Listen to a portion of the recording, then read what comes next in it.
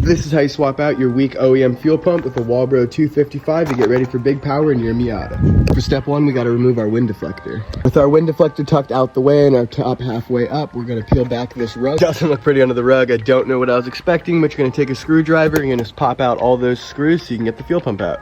The cover off, you're going to remove everything at the top of your fuel sending unit to access the fuel pump. Try not to get fuel all over the inside of your car, and we're going to set this down. Let's talk fuel lines. We swapped the fuel filter a few weeks back, so there's no fuel in the line, so therefore we were able to just cut these off. We do plan on replacing these. Next, you're going to pop off your OEM fuel pump. With our OEM fuel pump disassembled, we're going to do a side-by-side comparison. And as you can see, this one's obviously much larger.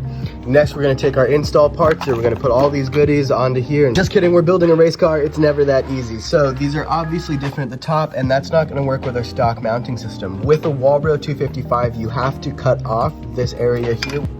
With just the tip taken off, you can go ahead and use the provided hose and hose clamps to secure your Walbro 255 onto your fuel sending unit.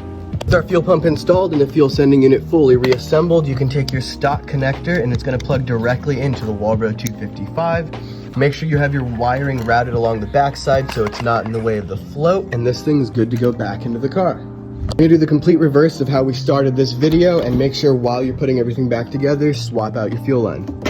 If you're looking for some sick shirts, check the account below.